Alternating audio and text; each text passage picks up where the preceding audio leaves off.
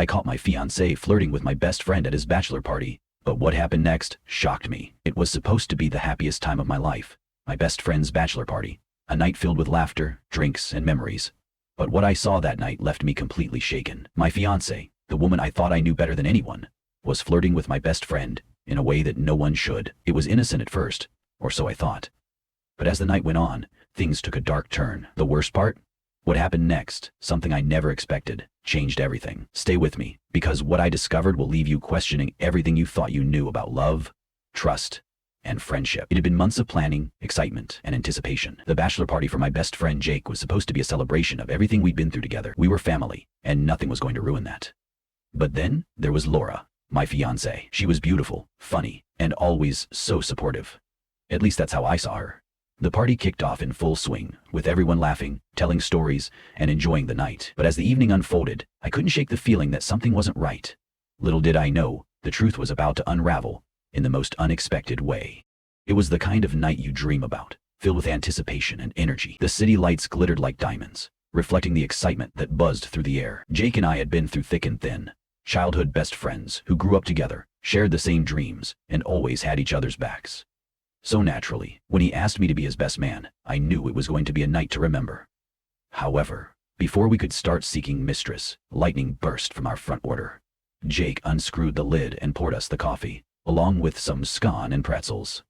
Then we marched up the driveway and dashed into the house. "Hey, buddy," Mark said. "Don't hurt how big the club is. I have to face what dreaded the most," answered Jake. We rented out a swanky downtown bar with a view that made the skyline look like something out of a movie. The music pulsed with a mix of classic rock hits and modern beats, and the air was filled with laughter and the clinking of glasses. Friends from all walks of life were there, but my eyes kept drifting back to Laura. She was with me in everything, always supportive, always understanding. We had been together for almost 3 years, and I thought I knew her inside and out. But as the night went on, I couldn't help but notice how close Laura was getting to Jake. It wasn't anything overt, just little moments that seemed too familiar. A touch on the arm, a shared laugh. The kind of private jokes that only come from years of friendship. The way they looked at each other. The way they spoke. It felt different than what I was used to. But maybe I was just being paranoid, holding on to clinging to earlier sequences. I resisted the force field finally. I gave up the fight. It just couldn't continue being a ver. The next thing I knew though, it was over. After all, Jake and Laura had always gotten along. Maybe I was overthinking things. But then came the moment that shattered my world. We were all on the balcony, enjoying the view, when I saw it. Jake laughing at something Laura said, and then in an instant, her hand brushed against his. It was subtle, but it was enough. My heart skipped a beat. My mind raced with questions. Was this just a friendly gesture, or was there something more? The thoughts sent a chill down my spine. I tried to push it aside, telling myself that maybe I was just overreacting. But as the night wore on, the feeling didn't go away. Laura had always been so loving, so dedicated to me. I trusted her. But why was she acting so different? The more I watched them, the more I felt like I was witnessing something I shouldn't be seeing. My best friend and my fiancé flirting with each other right under my nose. And then, just when I thought I had imagined it all, it happened again. This time, it wasn't just a touch or a glance. They were talking, leaning in closer, laughing a little too much. The way they interacted, the energy between them. It felt wrong. It wasn't just playful. It felt like something deeper. Something that had been building without me even knowing, and I couldn't ignore it any longer. When the screens clouded, I couldn't see. I tried to shake it off, but the doubt was eating at me. Was I wrong to think something was off? Was I just being insecure? Or was there something I couldn't see? What was the real connection between Jake and Laura? As the night went on, the question burned in my mind. Was this just a harmless flirtation, or was there something more? Something that could destroy everything I thought I knew about love and friendship. The deeper I looked, the harder it became to ignore, and the longer I waited, the more the truth seemed to slip further out of my grasp. The silence rose, casting stillness like rain around the forest. The night was in full swing, but something inside me felt off. I couldn't pinpoint it at first, but the more I observed, the more uneasy I became. Laura and Jake had been friends for years. I knew that. I trusted that. But what I didn't expect was how their bond seemed to deepen over the course of the evening. The bar was lively, but I felt like I was in a fog. My eyes kept darting between the two of them, almost involuntarily. Every time I looked away, my mind couldn't stop replaying that moment on the balcony, her fingers grazing Jake's arm, their shared laugh that seemed to carry an unspoken connection. It was a feeling I couldn't ignore, like a weight pressing on my chest, making it hard to breathe. "Hey man, you good?" Jake's voice broke through my haze. He had come over, holding a drink in his hand, his usual carefree smile plastered across his face. "Strider, I forced a smile, not wanting to seem suspicious or upset. "Yeah, just a little tired. You know how it is." Jake shrugged, taking a swig from his glass. "You need another drink? Might help loosen you up." I nodded, trying to shake off the tension building inside me. But it wasn't the alcohol I needed, it was clarity. I needed to understand what was happening between Laura and Jake, but every time I tried to approach her, I hesitated. I didn't want to jump to conclusions. I didn't want to ruin the night. A night that was supposed to be all about Jake. But the more I watched them together, the more I couldn't ignore the gnawing feeling in the pit of my stomach. So once more I sat down at the table. The night wore on, and the tension seemed to grow with each passing hour. As more drinks were consumed and the laughter grew louder, I noticed something else. The way Jake and Laura were interacting. There was a subtle, yet undeniable shift. They weren't just talking anymore. They were engaging in this magnetic pull, something deeper than I'd ever seen before. The way they looked at each other, the smiles that lingered just a little too long, it wasn't just friendly. I tried to push the thoughts away, but they kept circling back like vultures, picking at the edges of my mind. I excused myself to the restroom, hoping the cool air would help clear my head. But even there, I couldn't escape it. The reflection in the mirror seemed foreign. A man who was supposed to be happy, surrounded by friends, but who was instead drowning in his own doubts and fears. It's strong. When I returned, I saw Laura standing near the bar, laughing with Jake again. Her eyes sparkled in a way they hadn't before, and Jake's face was flushed, his posture a little too casual. I could feel the hairs on the back of my neck stand up. I approached them, trying to mask the storm brewing inside of me. "Hey, what's going on here?" I asked, trying to sound lighthearted, but I couldn't hide the edge in my voice. Laura turned to me, her smile quickly softening. "Just talking, babe. Relax, I'm feeling Kaya." But her tone didn't match her words. There was an underlying tension in the way she spoke, as if she was trying to keep things calm, trying to hide something. And I couldn't help but wonder, what was she trying to hide? "Okay," a voice on my right said. Finally, for the second time in months, as we slowly rolled, I managed to mumble. I felt my pulse quicken, my frustration bubbling to the surface. "Talking about what? You two seem awfully close tonight." Jake shifted uncomfortably, but Laura quickly placed a hand on his arm, her touch far too familiar. "It's nothing, really," she said with a forced laugh. "Just a joke, don't make it weird." The frost lay lightly on the windshield, and Jake tried not to think about the faces he saw, rising above the frozen snow, as they glinted like water. Jake looked down, uncomfortably conscious of how suddenly he'd caught a glimpse of the faces above his. The lids of a newspaper were, but I couldn't shake the feeling that I was already in the middle of something that had become very weird. I took a step back, trying to regain some control over the situation. My mind raced, the flood of emotions threatening to overtake me. I wanted to confront Laura right there, demand answers, but I knew that would only make things worse. This wasn't a conversation that could be had in front of everyone. Instead, I took a deep breath and walked away, retreating to the corner of the bar where I could collect myself. But the more I thought about it, the more it became clear. There was something happening that I couldn't ignore. I had to confront it head on, no matter the cost.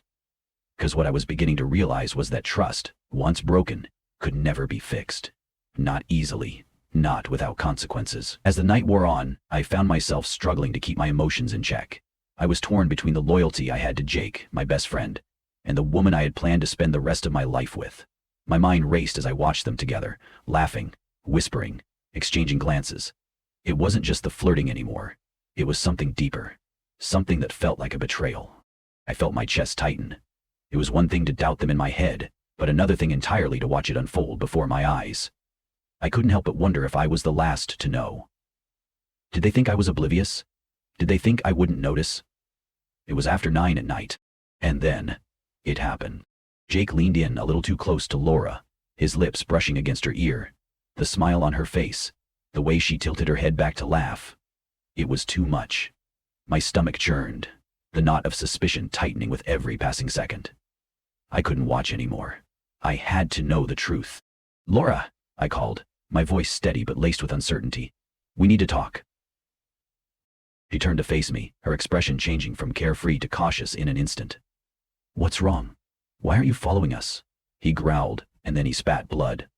She reached out and swept up the slashing wound. "I know something's going on between you two," I said, my voice quieter now, filled with a mix of hurt and anger. "I can see it. What is it? What's happening here?" "Uh-huh," said Renzo, a low rumble in his chest. "I just wish we'd been safe like you guys," said Paul, separating from me. For the first time that night, Laura's smile faltered. She didn't speak immediately. There was a long pause, one that felt like an eternity. And in that silence, I realized that I might be about to lose everything. The woman I loved, my best friend, my trust, all of it was on the verge of falling apart. It happened in the blink of an eye. But in that instant, everything shifted. The noise of the party seemed to fade away as I stood frozen, watching it unfold before me.